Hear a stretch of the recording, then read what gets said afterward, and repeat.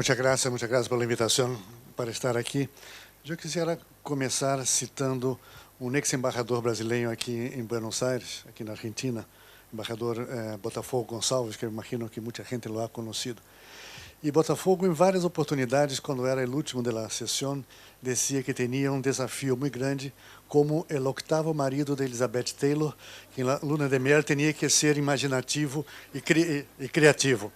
Depois de Félix Penha, isso me toca um pouco, porque o Félix ha tocado muito em los temas, ha adelantado os temas que vou mencionar. Pero a lo que vou é que me han pedido para hacer un análisis comparativo de algunos acuerdos de libre comercio que China ha firmado. Yo lo hice con 8 acuerdos. ASEAN, Chile, Nueva Zelanda, Singapura, Peru, Costa Rica, Austrália e Coreia. Na primeira observação, que tem a ver com o debate que tuvimos aqui, semi-acadêmico, que é um acordo de livre comércio. Eu levo anos dando classe de economia internacional e sempre lhe digo a meus alunos, no acordo de livre comércio é algo que tem a ver com proximidade geográfica, certificado de origem e uma cooperação em termos de política cambiária. Não é nada disso nos acordos de China. São acordos de livre comércio, formalmente chamados como tal, tem nada a ver com proximidade geográfica, nada a ver com política macro, são muito pragmáticos. Há temas comuns em los 8 acordos, por exemplo, uma preocupação com máximo grado de transparência, tratamento nacional, procedimentos de aduana, referência a regras da OMC, disciplinas de compra governamentais, concorrência, competência e algo de inversões bilaterais.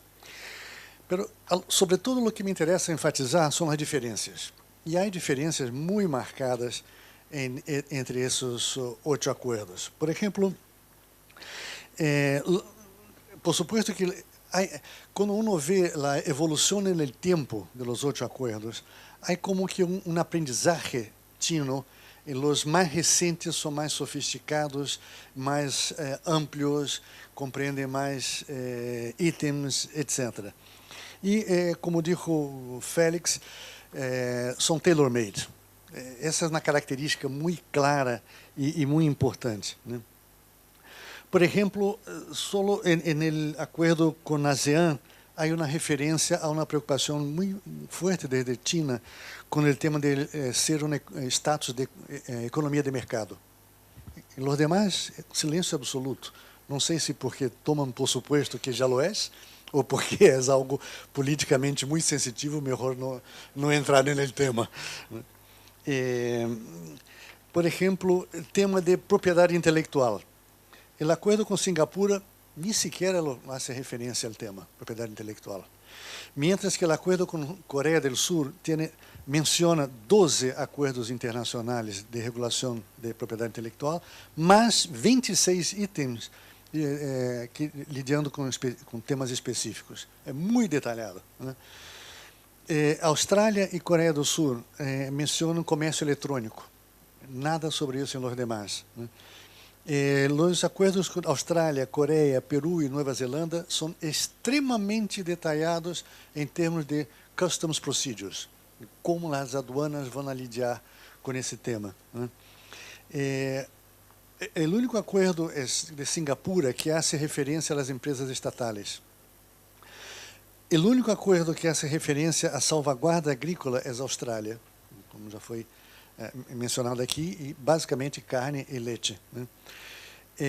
Solo Costa Rica hace referência a desastres naturais, que é um tema muito central em Centroamérica e o Caribe, né?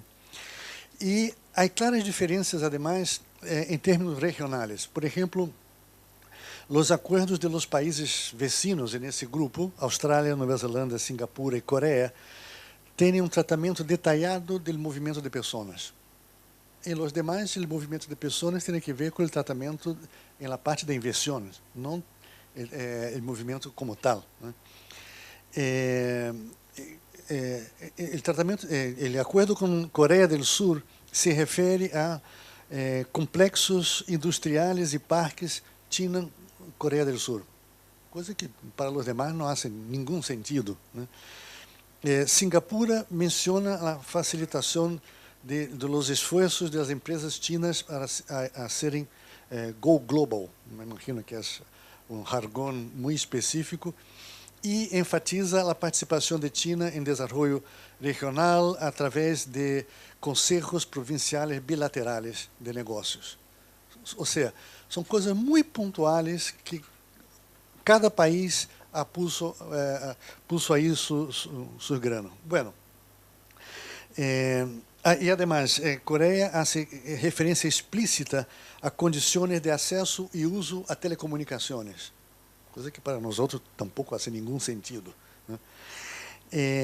Bueno, además dessa análise, eu hice uma comparação com os acordos firmados por Estados Unidos e União Europeia com países latino-americanos. E aí, claramente, é one size fits all. Como o Félix já mencionou, aqui está o modelo, há um template, grasp it or lose it. Se queres, é assim, se não lo queres, paciência. Claramente, no caso da União Europeia, acordos com Chile e um acordo conjunto Peru-Colômbia, e Estados Unidos com Chile e Colômbia.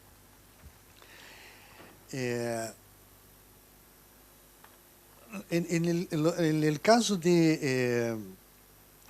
há temas específicos, por exemplo, no caso de Coreia do Sul, o nível de detalhe, acordo com Coreia do Sul e Austrália são os mais recentes.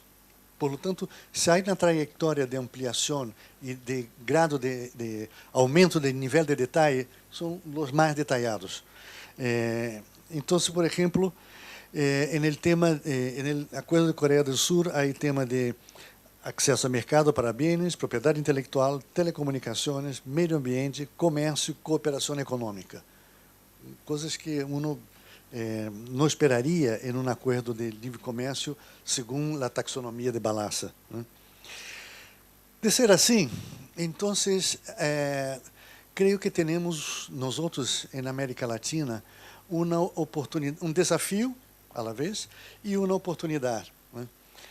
O desafio é que há os mega acordos que estão sendo firmados, já se mencionou aqui o TTP, a perspectiva do TTIP, acordo de serviços, etc.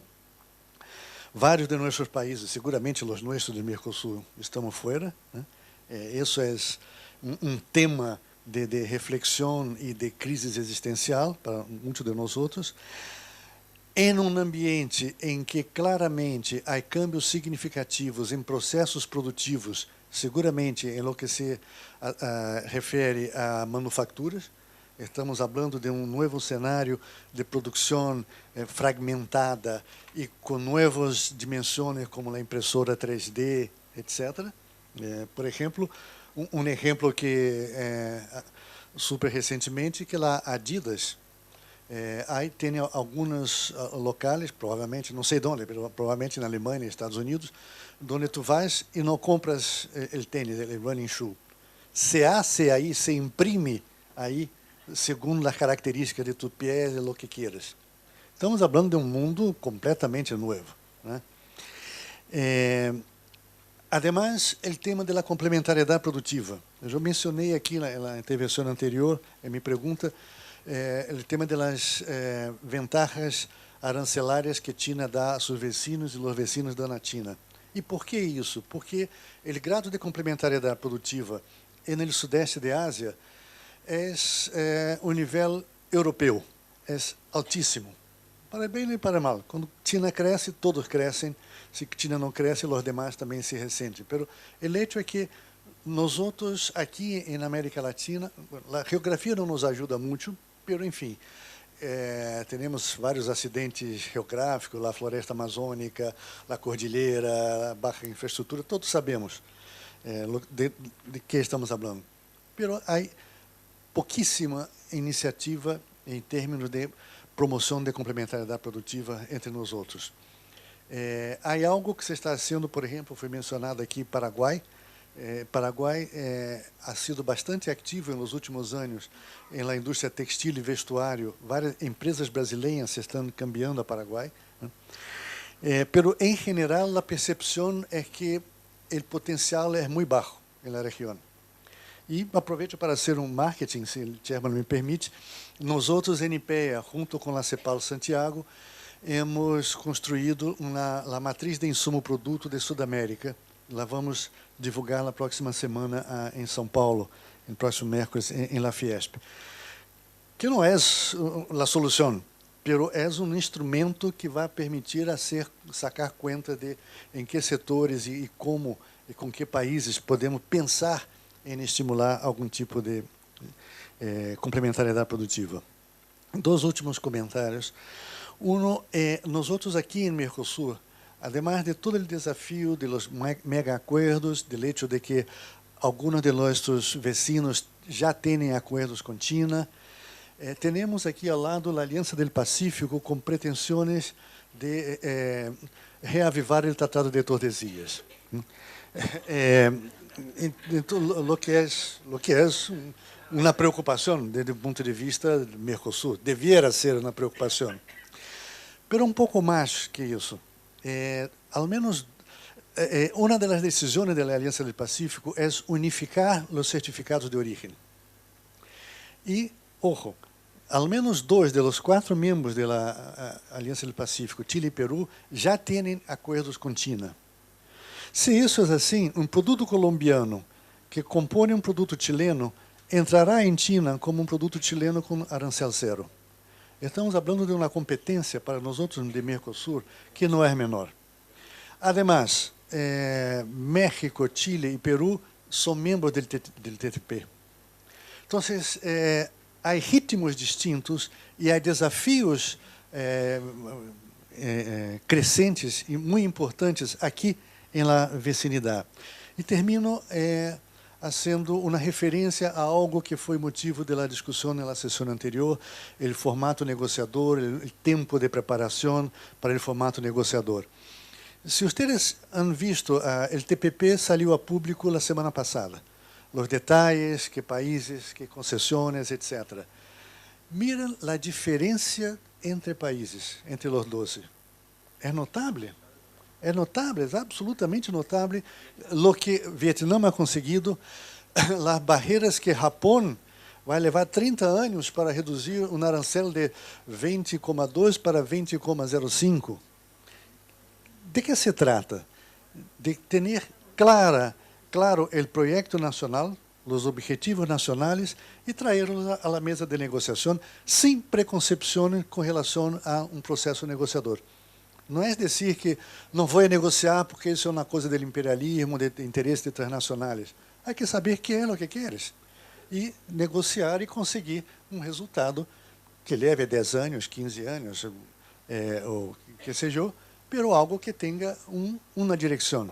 O problema nosso aqui é que não temos uma direção e com isso não sacamos nada em seguirmos negociando entre nós outros, querendo vender mais no quintal do outro e não ser um jogo de soma positiva. Isso é, muitas graças. Gracias.